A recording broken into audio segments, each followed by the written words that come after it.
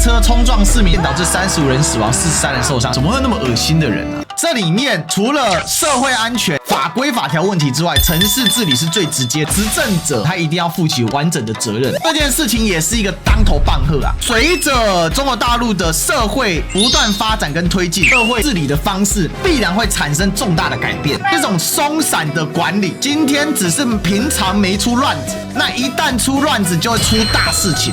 所以城市怎么去治理，怎么去管理，要做积极的处置啊！文美经济不景气，人民情绪非常暴增，事件感觉越来越多，社会已经出现大问题，底层也不想谁造成的这一切。当然是阿共仔阴谋啊！这中央社变成中央轮，朱和采基层党组织以厂长为由，要求党员正面引导，并揣测此事恐与境外势力作乱有关。所以中央社境外势力是不是你啊？所以你媒体还没有良知啊！我的天哪，这跟轮媒一样下作啊！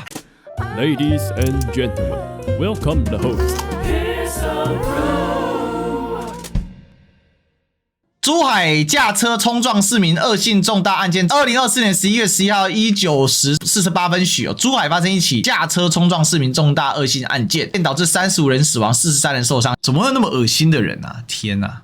详情如下啊、体育中心发生了一起嫌疑人驾车冲撞断裂市民的重大恶性事件，35人经抢救无效死亡，43人住院治疗，暂无生命危险。公安机关组织民警迅速到场，将嫌疑人樊某男性62岁离异当场控制，全力协助开展伤员救治等工作。案情当日，樊某驾小型越野车闯闸，强行进入市体育中心，冲撞正在体育中心内部道路断裂的市民，驾车逃跑时被赶赴现场的公安市民当场控制。民警发现樊某在车上持刀自残，立即将其制止并送往医院救治。樊某自残颈部等部位严重受伤后昏迷，目前仍在救治中，暂无法接受公安讯问。公安经综合现场查看视听监控、证人证言和电子证据等状况，初步查明案件系樊某与其离婚后财产分割不满而引发。目前公安机关对樊某涉嫌以危险方法危害公共安全罪立案侦查，并依法对樊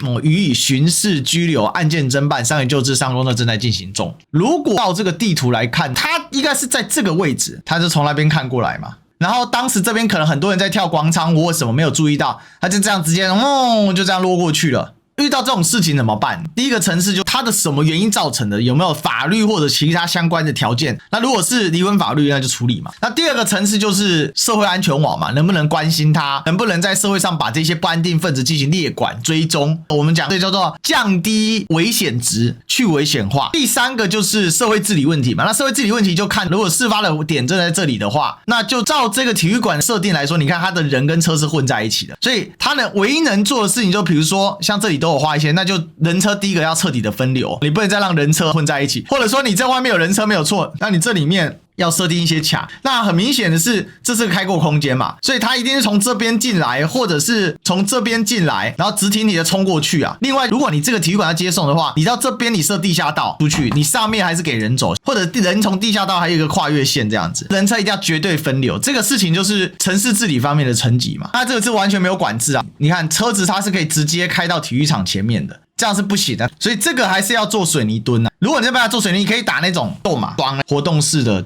铁墩。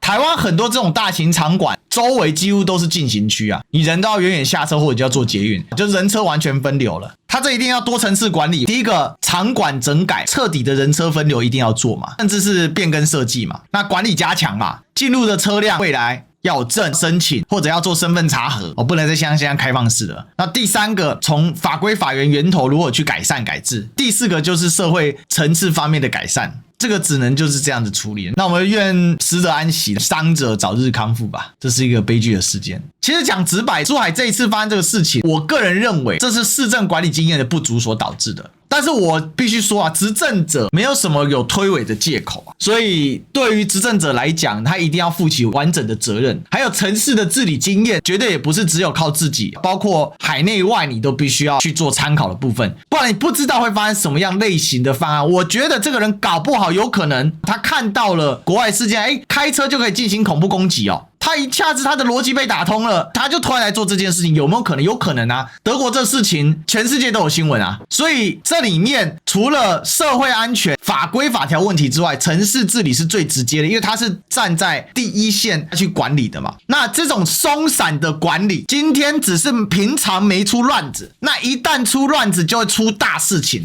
所以城市怎么去治理，怎么去管理，要做积极的处置啊，不可能再让它像现在这个样子，车子就停旁边，人就随便走进去。那只要下一个人在处理这样的事情怎么办呢？毕竟现代社会快速更迭，人心理的压力不断在增加，这样的一个状况，它容易产生一些意外的事件，那是早晚会发生的事情，只是他不知道爆在哪里。今天只是刚好炸在珠海，会不会其他的地方广场也可能发生这种事情，也很有可能。所以人多的地方就要进行管理，这个是一定要进行的。我觉得这件事情也是一个当头棒喝啊，也就是随着中国大陆的社会不断发展跟推进，整个社会的治理的方式必然会产生重大的改变。今天发生这件事情，以这个现场的管理的这个样态，如果被喷啊，也是刚好而已。可是事实上也是因为不知道，所以地方政府要负起严格的责任要。但这件事情既然已经报到习近平身上了，那习近平一定会在中央会议里面提出相应的指标，要求各地政府去整改。不管你不行嘛，一个人开一台车可以撞死35人43伤，我跟你讲，这个效率放在俄乌战场上都是杀神级的存在啊。所以人车分流这是必然要做的了，这就是一个社会从农业社会进入到工业社会，再进入到所谓的后工业社会，所以这个过渡的过程，它必须要有更好的管理来处理这些事情，这个是很正常的。所以被骂被喷很重要哦。只是呢，这件事情昨天刚出来的时候啊，跳得最欢、跳得最爽的是伦美大纪元。目前中共当局严格控管相关视频在网络上传播，多个平台上与珠海体育中心相关的话题也被封锁，视频和图片也被紧急删除。广东评论人士古先生表示啊，经济不景气，人民情绪非常暴躁，戾气很重，事件感觉越来越多，社会已经出现大问题。底层暴民呢，只要能保护社会就行，他也不管光和民了，也不想谁造成了这一切，谁造成了这一切？当然是阿共仔阴谋啊！中央社中国珠海航展昨晚体育中心发生撞伤人群事件，随即事故引发的影响，并传出珠海基层党组织以航展为由要求党员正面引导，并揣测此事恐与境外势力作乱有关。